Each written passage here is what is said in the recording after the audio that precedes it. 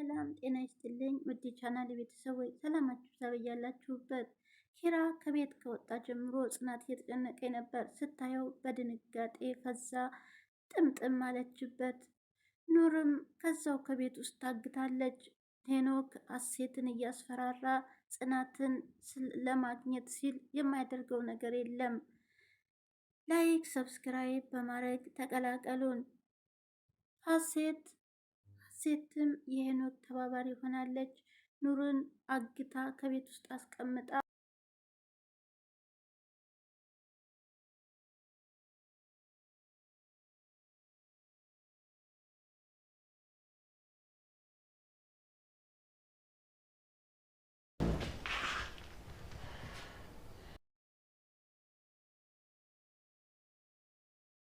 ጽናት እንዴት መጣሽ? ሰኒ አይኔ አይደለማ ኪራ ነው። ኪራ ደህና ነህ አይደል? ኪራ ቆይ ምን ሆነ የጠፋህብኝ? ማስመሰልሽን አቁሚ። ከዚህ በኋላ እኔ ከጽናት ጋር የማወራው አንዳችም ነገር የለም። ስለዚህ ወይ ሂጂ በያት ወይ ደግሞ እኔ እሄድላታለሁ። እንዴ ኪራ ኧረ ተው። ግድ የለም ሰኒ እሱ እዚህ ቆይ እኔ እሄድለታለሁ። ተስፋ ቆርጦብሻል። አይልፋ የምፈልገው እሱን አልነበረ ተሳክቶልኛል። በቃ ውሳኔሽ እንደተሳሳተ ባውቅም ያው አልሰማ ስላልሽኝ ጠጣሽ? ምን ውሃ ልጠጣ ብለሽ አይደል ከሳሎን የመጣሽው? አዎ ጠጣ። ማሚ ትሙት ነው የምልሽ። ነገ መለሳል ሁሉንም ነገር እውነቱን ማትነግሪኝ ከሆነ እኔንም እንደ አብሮ አደግ ጓደኛዬ ወጥቼን የምቀረው አታየኝም። እሺ እንዴት አሁን ተቀየረ? እሷ ላይ እንደዚህ ትሆንባታለህ? ቆይና እንደዚህ አድርጋኝ ምን እንድል ጠብቀሽ ነበር? ኑር ምን ያጋጥማት ይሆን? ከዛ ከቤት ውስጥ መሆኗን ያውቁ ይሆን? ይረዷት ይሆን?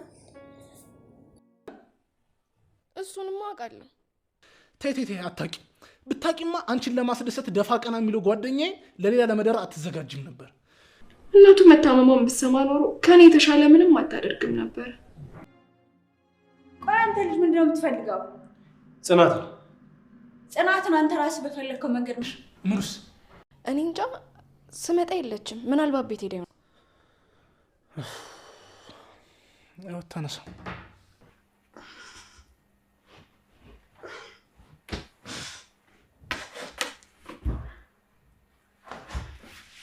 ምሩዬ እኔ ቆንጆ፣ እኔ እኮ አንቺ እንደዚህ ላደርግሽ አልፈልግም።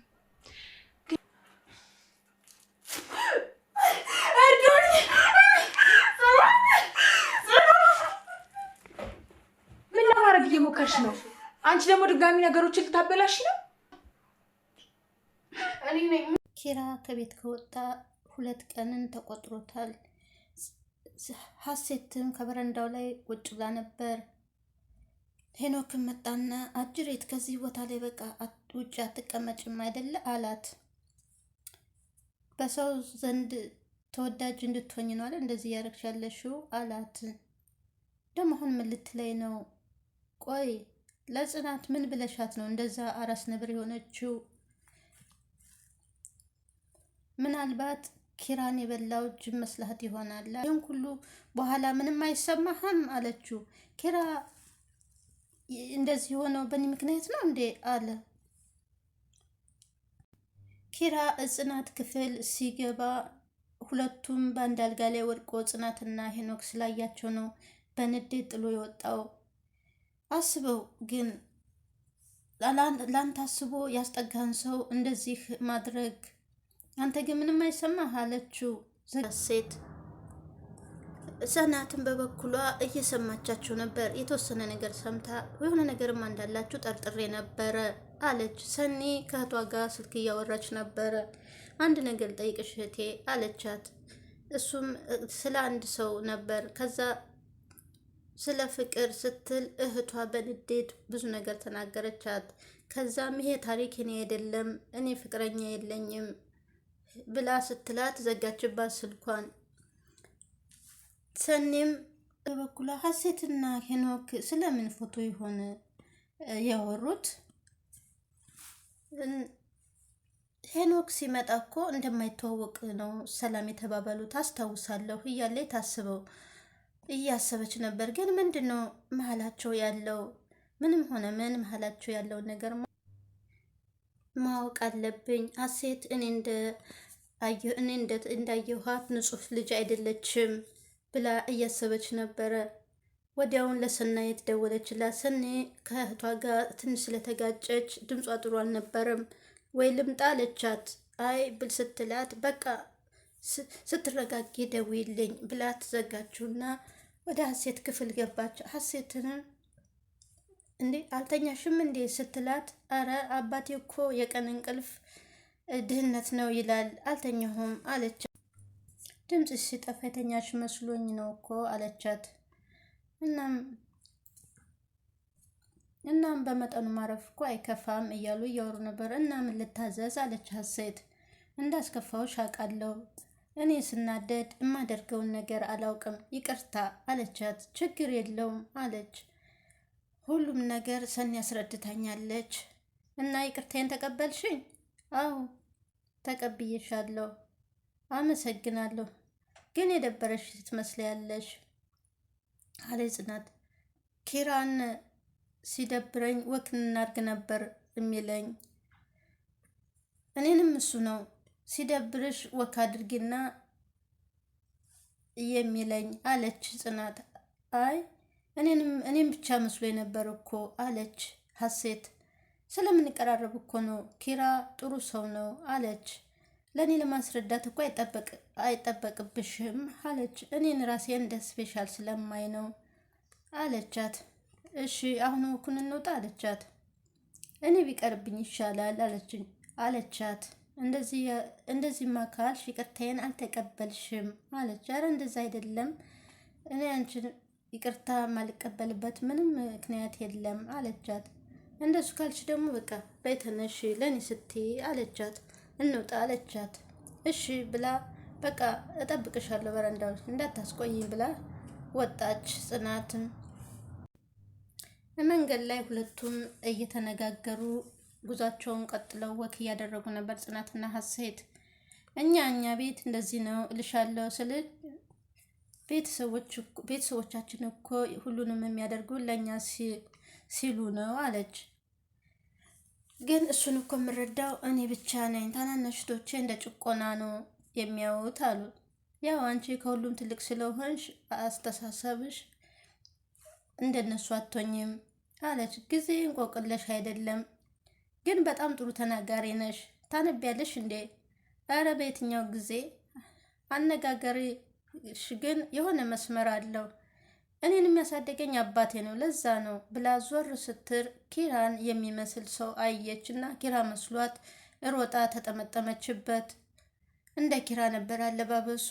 ከዛ ምንድን ነው እንደዚህ ነው ሌቦች ብሎ ገፈተራት። ጽናት ምን ሆንሽ ነው አለች። ኪራ መስሎኝ ነው አለች። አይዞሽ በቃ ተረጋጊ ብላ ወደ ቤት ይዛት ሄደች። ሰኒ በሩ ሲንኳኳ ስትከፍት ክሮቤል ነበረ። ክሮቤል አለች። ኪራ አለች። በቤት ማን አለ አለ። ማንም አለች። የት ጠፍተህ ነው አስደነገጥከን እኮ አለች። ከዛ ውስጥ እንደገቡ ቁጭ አሉና ማውራት ጀመሩ። ናቴ ኪራ ነው እያልሽ የሰፈሩን ጎረምሳ ማቀፍ ጀምረሻል እያለ ጽናት ላይ እየቀለደላት ነበረ። አሴት እኮ ደውላ ስጠራኝ እንዴት እንደደነገጥኩ አለች።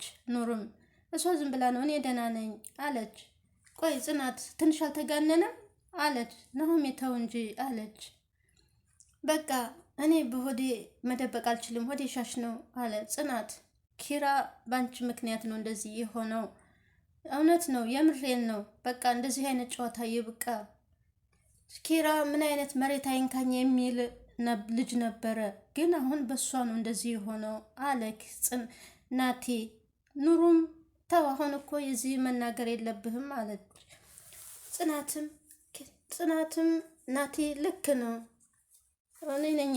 እኔ ነኝ አለች። ኪራን እንደዚህ ያደረግኩት እኔ ነኝ በገዛ ጥፋቴ አለች። ጥፋትማ ጥፍተሻል፣ ሴቶች ግርም የምትሉኝ ይህቺ የምትሸፋፍኗት ነገር ነው ሲላት፣ አረ ምንም አይደለም ከሱ ፍቅር መጀመሪያ ስተሱ ስለሆነ ነው አለች እየተንተባተበች። ጽናትም ደንግጣ እዚህ ጋር ስስቅ ስጫወት ጡጦ ምጠባ መሰላችሁ እንዴ አለ። በቃ ውሃ ልጠጣ ብላ ጽናት ብድግ አለች። ጽናት ከክችን ሆና ግን ምንም ልጠጣ አልነበረም፣ ወደ ሀሳብ ሄዳ ነው። ከዛም ይሄውልሽ ኑሮ እኔ አውቄ እንዳላወቀ ሊሆን ብዬ ነው እንጂ የዛለት ሶስታችሁም ስታወሩ ሰምቼ ነበረ። ግን እንደዚህ አይነት ቀሽም የሆነ ውሳኔ ትወስናላችሁ ብዬ አላሰብኩም ነበረ አለ። በጣም ታሳዝናላችሁ አለ። ናሆሜ አንተ እኮ ያልገባ ነገር አለ ስትለው ምንድን ያልገባኝ ብሎ ብድግ ብሎ ሄደ። ጽናት ጋር ሲገባ ከክችን ቆማ ነበረ። ጽናት ውሃ ልጠጣ ሳይሆን በሀሳብ እዛው ቆማለች። የታለ ታዲያ የጠጣሽው አላት። ጠጣሽ አላት። ውሃ ልጠጣ ብለሻል ነው የመጣሽው ከሳሎን አለች። አዎ ጠጣሁ አለች። ምንም ብርጭቆ አይታየኝም መቼም በጀት አትጠጭም አላት። ለምጠይቅሽ ጥያቄ እያንዳንዱን መልስ እፈልጋለሁ። ናሆሜ በቃ አታስጨንቀኝ፣ ምንም አይነት መልስ የለኝም። እስከ ዛሬ ድረስ ጥሩ ጓደኝነት አለን፣ ግን በዚህ ምቀጥ ከሆነ እርግፍ አድርጌ ነው የምትወው አላት። ናቲም ይኸውልሽ ነታት ለማዋሸት እንዳትሞክሪ፣ ከዚህም በኋላ ከዋሸሽኝ ትንሽነሽ ነው ማረጋግጥልሽ። ይኸውልሽ ጽናት ማሚ ትሙት ነገ መልሳለሁ። ሁሉንም ነገር እውነቱን እማትነግሪኝ ከሆነ እኔንም እንዳብሮ አደጌ ወጥቼ አልመለስም፣ አታይኝም አላት። ወይ ናሆም አንተ እንኳን ምን አለ ብትረዳኝ አምላኬ ብላ ኡፍ አለች። ከዛም ኪራም ለምንድነው ምግብ ማትበላው እያለ ስኒ የጠየቀችው ነበር። ግን የት ጠፍተህ ነው አለችው። እኔ አልበላም አሁን በልቼ ነው የመጣሁ አላት። ማንም የማይገኝበት ቦታ ጸጥ ያለ ቦታ አላት። ሸፍተህ ነበረ አለች ሰኒ። እንደዛም ካልሽ እንግዲህ በጥርሳቸው ሰውን እያታለሉ በቃላቸው ሰውን ከሚገሉ ራሴን ገለል አርጌ ነበረ። ዙሪያ ጥምጥም አትሄድ፣ ስሟን መጥራት አቅቶህ ነው። ደህና ናት ግን አለ። እንዴት ደህና ትሆናለች? ልብሷን አውልቃ መሄድ ነው የቀራት አለች። አለም ጨልማባታለች አለ ኪራም። ለእኔ ግን ከህይወቷ በወጣላት ህይወቷ እንደ ወርቅ እንደሚያበራ ነበረ የነገረችኝ። ተይ ሰኒ፣ እኔም ማቃት ይመስለኝ ነበር፣ በጭራሽ አላቃትም አለ። እንደዚህ ማን ደምድም አለች ሰኒ። አሁን ሳስበው ግን በቃ በፍቅር አልንጋ እየቀጣችኝ ነው፣ እየተበቀለችኝ ነው አለ ኪራ። አንተን ለምን ትበቃሃለች አለች። ምናልባት ልጅነቷን ስለነጠኳት ወይም ደግሞ ምናልባት ልጇን በፍቅረኛ ስለተነጠቀች አለ። በፍቅር አልንጋ ስራ እየገረፈችኝ ይሆናል። ሰኒም ይሄ ሁሉ ነገር ያልከው ለሌሎች ቢሆን ኖሮ ተበቀል በላይ ነበረ፣ ግን ለጽናት ለይቅርታ እንጂ ለበቀል ጊዜ የላትም አለችው።